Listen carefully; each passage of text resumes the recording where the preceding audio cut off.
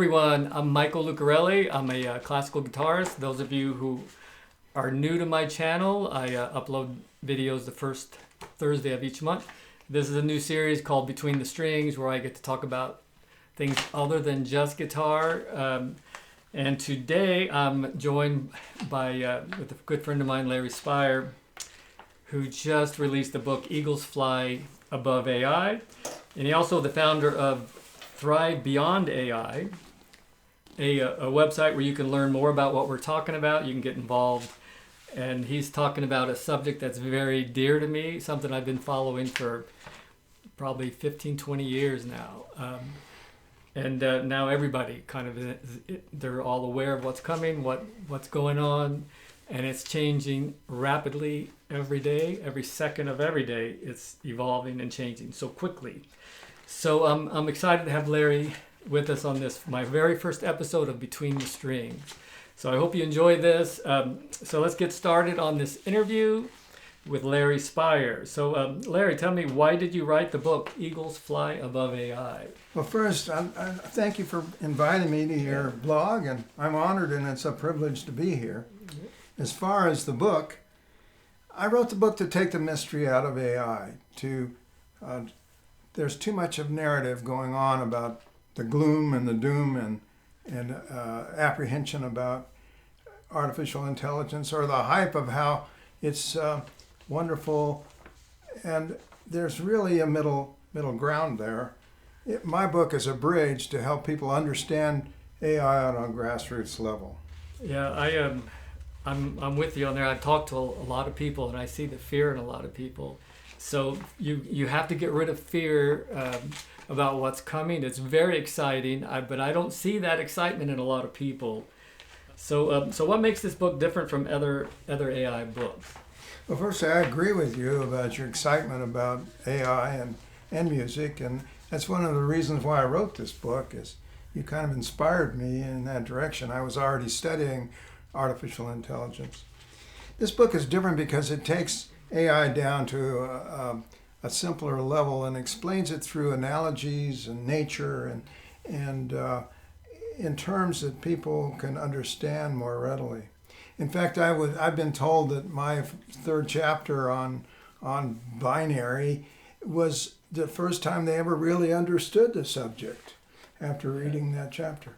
It's such a personal read. It's not technical. It's not like you're reading something that's over your head. It's very accessible to a lot of people. And a lot of people have fear. I remember when I first moved to Cottonwood 4 or 5 years ago, I was talking to a young mother, just had a baby, and she didn't know anything about AI. And I'm just telling her what's coming, and she got so scared. She imprinted on my brain the fear in her eyes. And I'm not sure where she is today. I didn't know this person. She was just at a club that I was at, playing at. So I've seen that fear in a lot of people. A lot of people are excited. A lot of people don't know what's coming. And a lot of people are fearful, which is why my next question to you is, are you optimistic or concerned about AI's future? Thanks, Michael. Yes, actually, I'm both.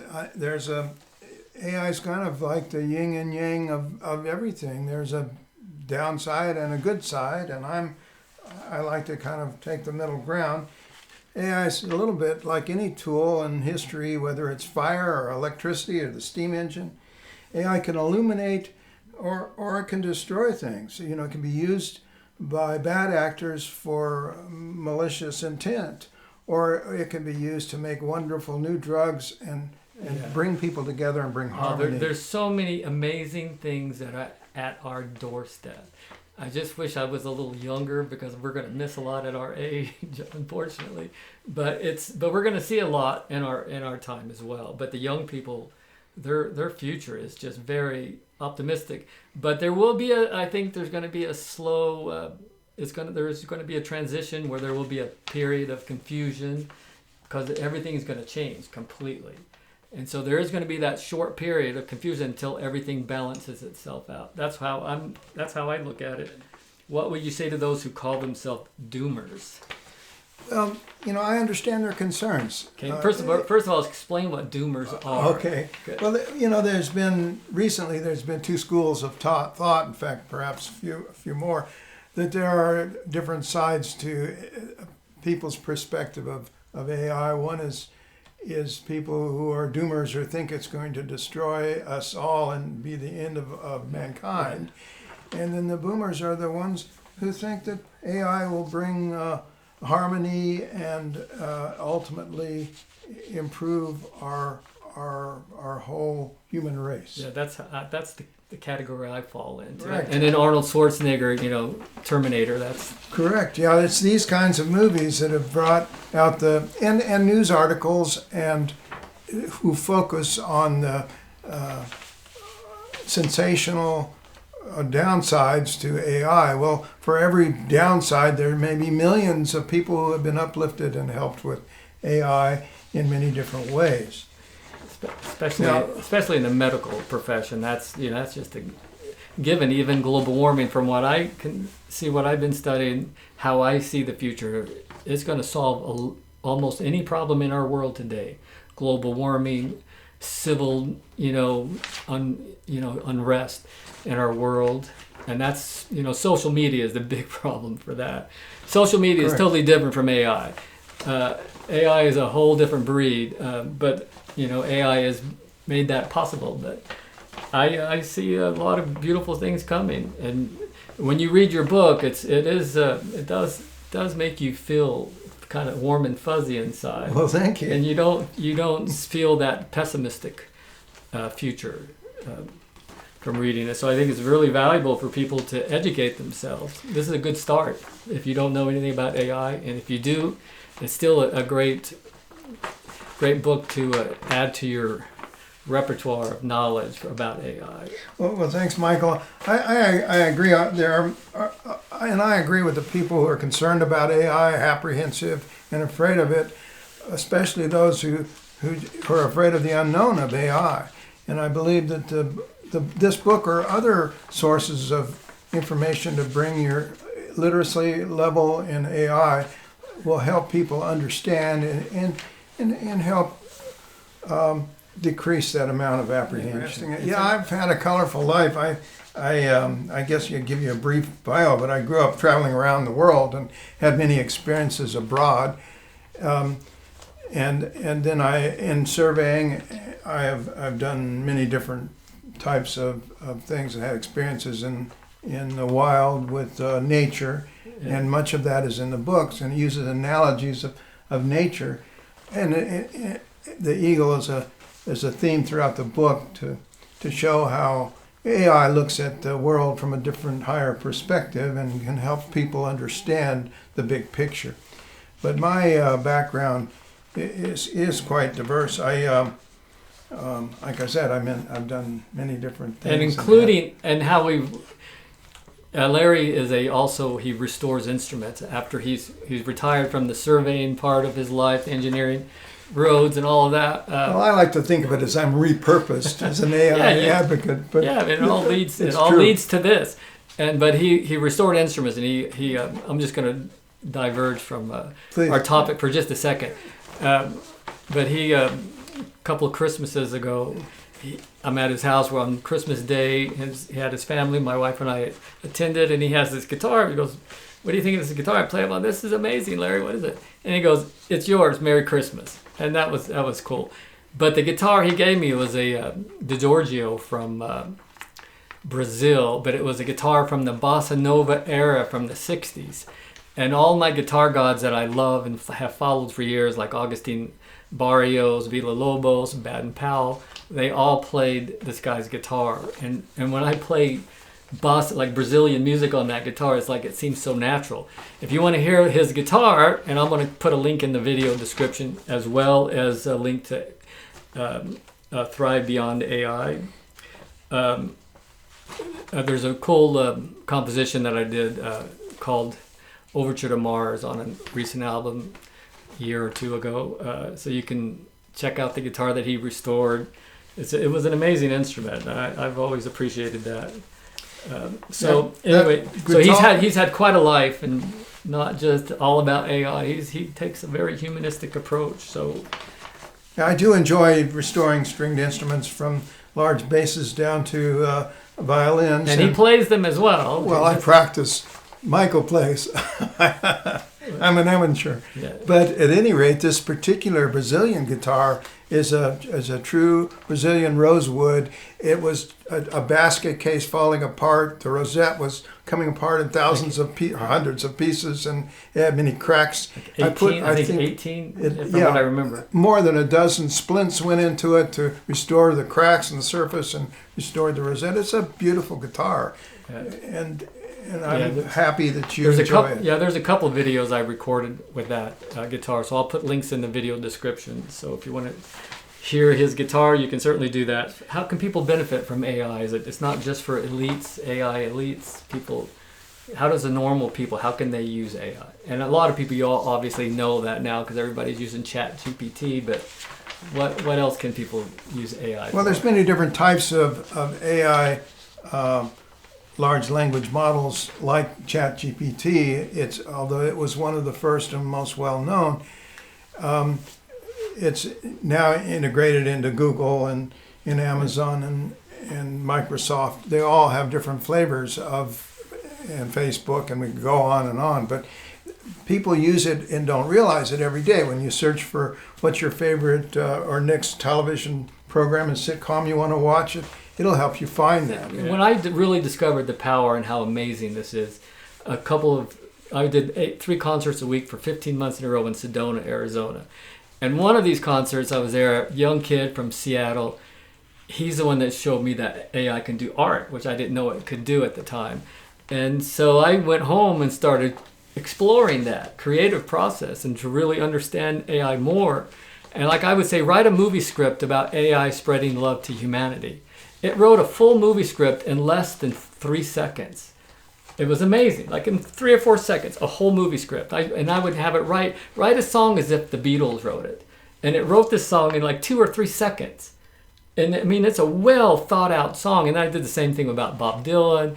It's certainly, it's mystical how quickly it can put together art, as an artist. When you start working with it on a creative level, it's amazing. It's mind-boggling. I can't even comprehend how it would know the intricacies of human expression so quickly.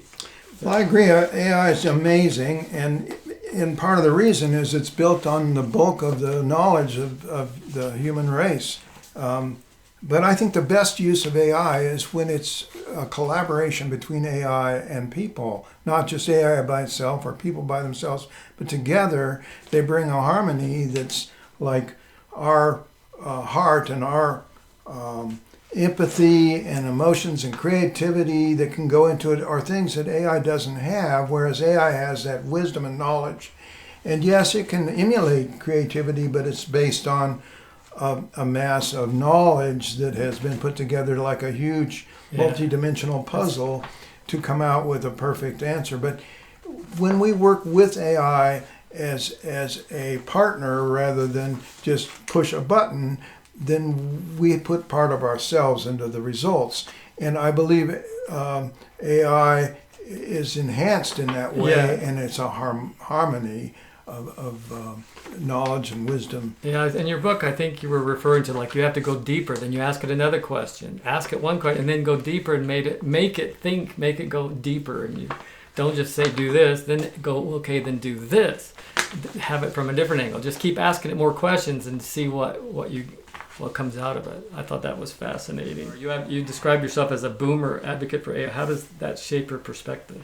Well, as an AI advocate, a boomer is one who believes that AI will benefit humanity.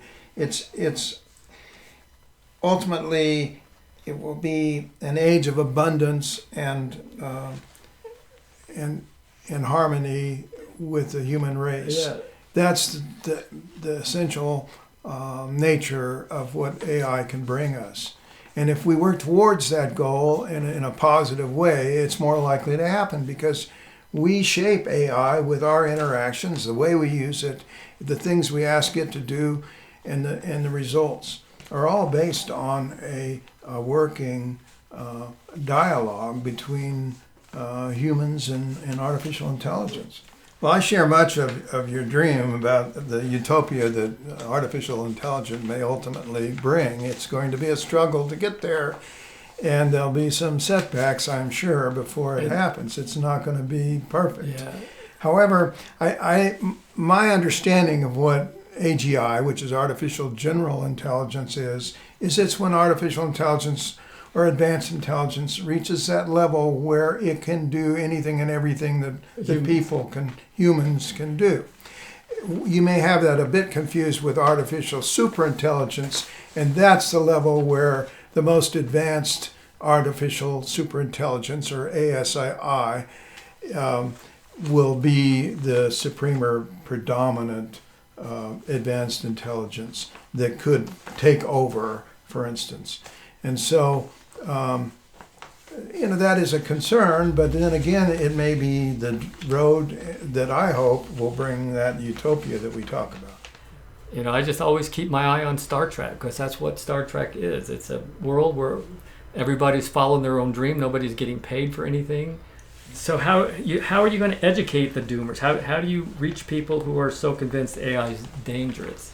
Well, you can read the book. Yeah, there you go. There are many other books out there that are good, and source resources. I encourage people to just use artificial intelligence, AI. Pick whichever one is readily available to you, whether you use Microsoft or Google or ChatGPT or Facebook. They all have some version, like Meta's at Facebook. You can have some version of artificial intelligence and ask it questions of what you're curious, what your apprehensions are about artificial intelligence. And it'll help you shape those, and it can encourage you to read current books. There's dozens, if not hundreds, of books and more come out all the time on various aspects of artificial intelligence that'll help people understand what it is and how it works and what it's good for. So if you could leave the listeners to carry, what one sentence would you carry forward, and what would that be as far as the evolution of AI? And Well, the future is something that we isn't just something we enter. The future is something we create. So you're planning on following up another book, or what's your future for that? Well, thank you for asking. Yes, it's true. I'm working on a sequel called Eagles Fly Further with AI. That's cool. Oh, so you are. Right, and it'll bring us up to speed and provide more current advancements and potential for artificial intelligence and a lot of cool stories. Thank you for being part of my first episode, Between the Strings. If you're not a musician, pick up an instrument. If you don't know about AI, start reading his book and exploring on your own. All it is. So with that note, you guys be kind to each other. Peace. And we will see you in another video. So the next video coming is going to be October 2nd. It's going to be a video of a progressive rock band called Styx, but this is a classical version of Come Sail Away, so check that out. And the next video series, the next In Between the Strings, we'll be talking about the Beatles. So again, that'll be the last Thursday of each month. So the next one will be all about Beatles, having fun with the Beatles. There's 3 things we're going to talk about that everyone can participate in. So stay tuned for that one. And so we will see you the next time. Cheers.